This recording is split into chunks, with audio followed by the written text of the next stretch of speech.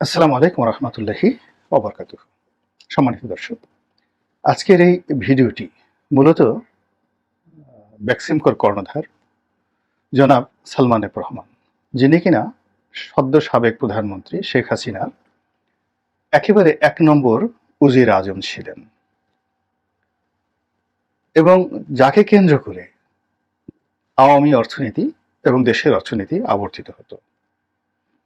এবং শেখ হাসিনার আজকের যে পরিণতি, বিশেষ করে অর্থনৈতিক সেক্টরে যে দুর্গতি, সেই রিজার্ভ চুরি, ব্যাংক, বিমা, আজকের অর্থ সংকট, এবং দেশের ব্যবসায়ীদের মধ্যে যারা সৎ ব্যবসায়ী রয়েছেন, এমনকি অসৎ ব্যবসায়ী যারা সালমান এফ রহমানের বিরুদ্ধে, এই পুরো পক্ষটি সরকারের বিরুদ্ধে চলে গেছে। তো এই পুরো পক্ষটি সরকারের বিরুদ্ধে চলে গেছে যে লোকটির কারণে। তিনি জনাব সালমান এফ রহমান, সবাই তাকে দরবেশ হিসেবে আখ্যায়িত করেন। এই দরবেশ শব্দটি প্রথম উচ্চারণ করেছিল জনাব আমদালিব রহমান পার্থ।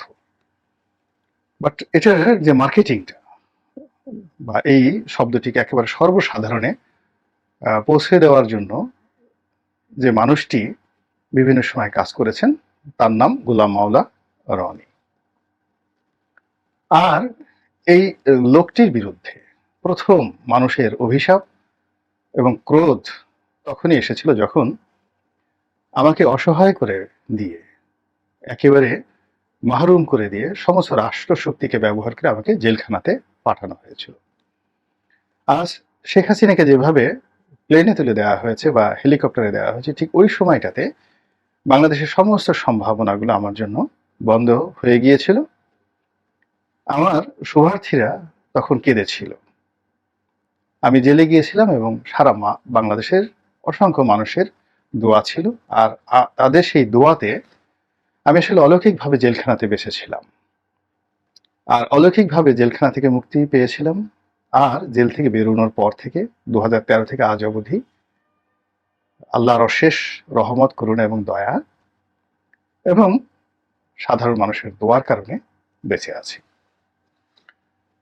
তো সালমান এফ রহমান ওরফে দরবেশ, তার সঙ্গে আমার কোনো ব্যক্তিগত দেখা সাক্ষাৎ, ক্ল্যাশ কোনো কিছু নেই, স্বার্থ সংশ্লিষ্ট কোনো কিছু নেই, আজও নেই।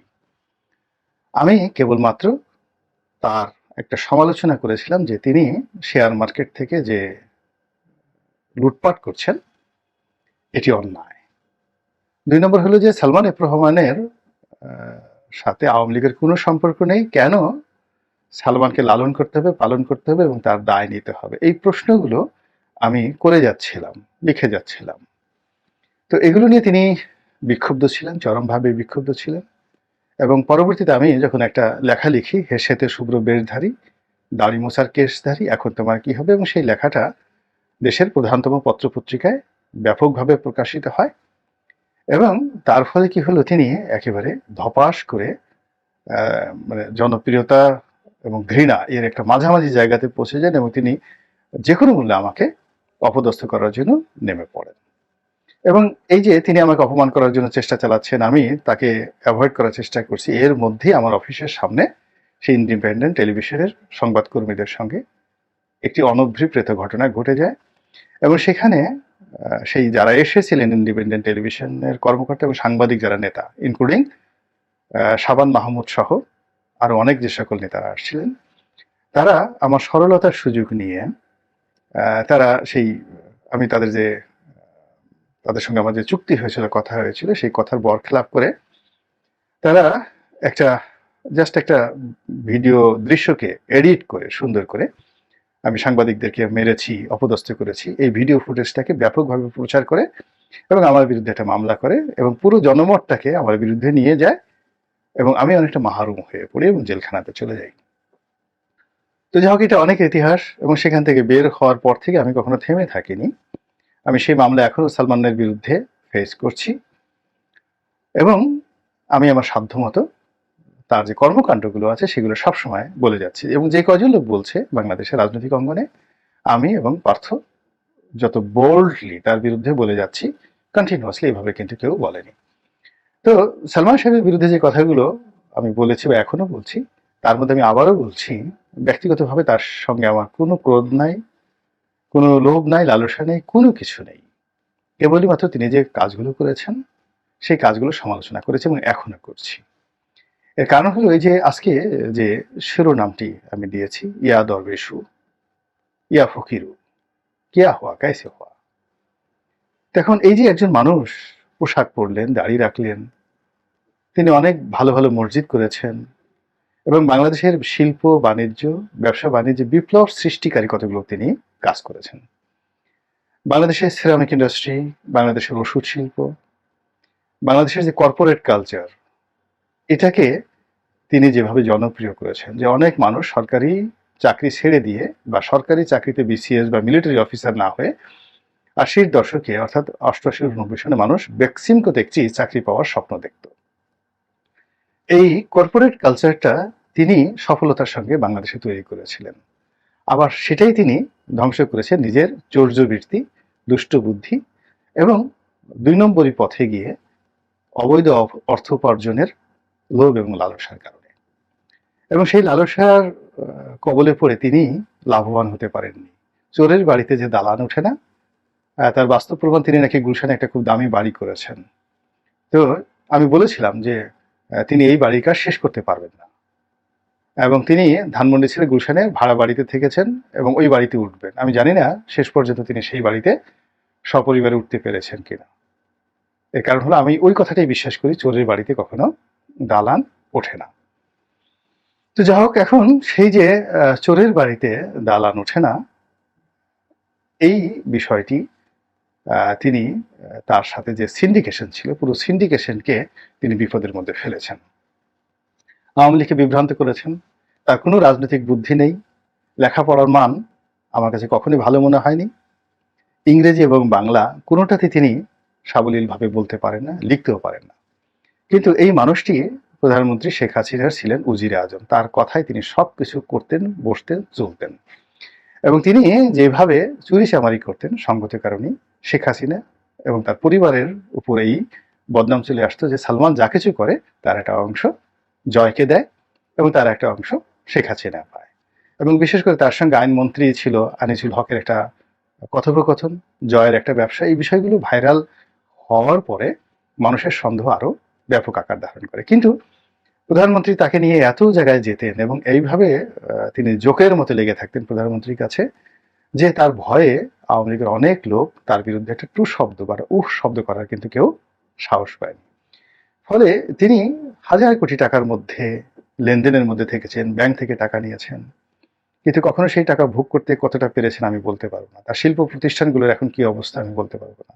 হাজার হাজার মানুষ চাকরি করে, লক্ষ কোটি টাকা ট্রানজাকশন হয় তার সেই শিল্প প্রতিষ্ঠানে। কোথায় আছে সেই প্রতিষ্ঠানগুলো আমি বলতে পারবো না।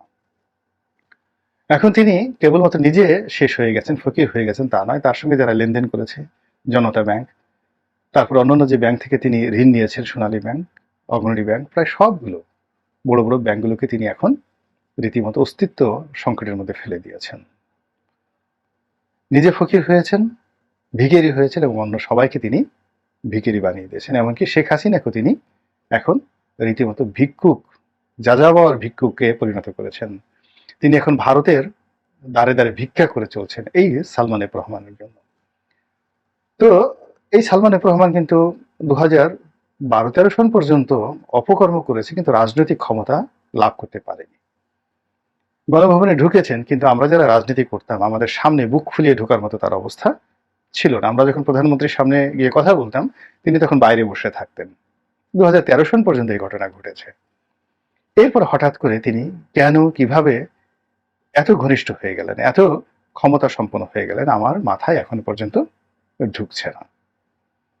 তো এই যে শেষের দিকে এসে আবার তিনি এতটা বেপরোয়া হয়ে পড়েছিলেন, আওয়ামী লীগের বাইরে বিএনপির অনেকের তিনি কপাল পুড়িয়েছেন। বিএনপি করতেন বড় বড় যারা শিল্পপতি রয়েছেন তাদের ব্যবসা বাণিজ্য নিয়ে, তাদের মিল কারখানা নিয়ে, তাদের জায়গা জমি দখল করে তিনি যে তাণ্ডব চালিয়েছেন। আমাকে একজন বিএনপির লোক বলছিলেন যে আশুলিয়াতে তার একটা জমি, সেই জমি সালমান সাহেব নিয়ে যাবেন।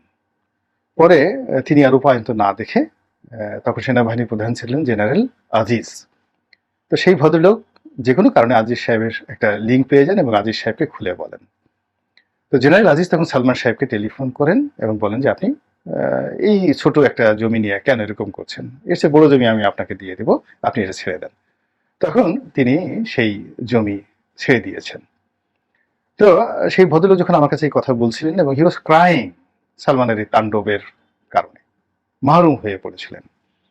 এরপর তিনি শেষের দিকে ইসলামী ব্যাংক দখল করার জন্য, এস আলমের সহায় সম্পত্তি দখল করার জন্য এতটা চেষ্টা করেছেন যেটা বলার মতো না। এবং মিডিয়াতে তিনি ইন্ডিপেন্ডেন্ট টেলিভিশন থেকে শুরু করে অন্যান্য টেলিভিশনের নেতৃত্বে যে একটা লবি গড়ে তুলেছিলেন, সেই লবির বাইরে যারাই কাজ করেছে, চ্যানেল আয়ের, ফরিদুর রেজা সাগর থেকে শুরু করে সবার জীবনকে তিনি হারাম করে দিয়েছিলেন।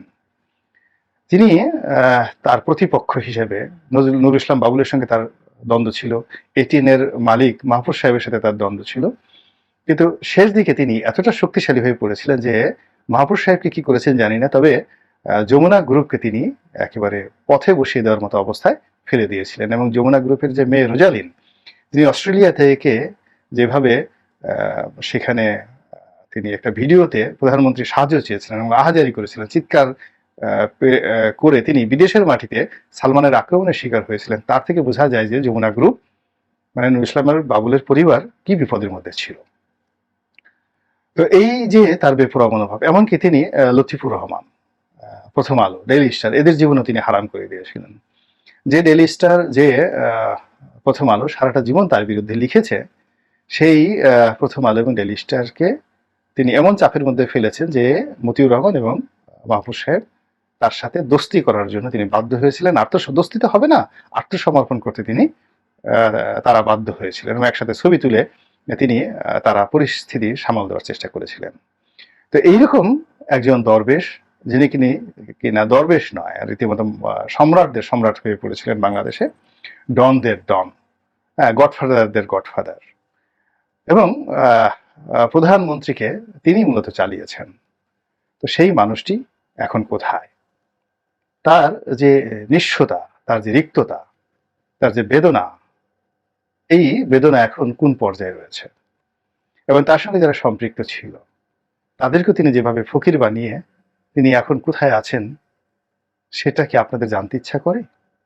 অবশ্যই আপনারা জানবেন এবং এই লোকের পরিণতি আপনারা দেখতে পাবেন।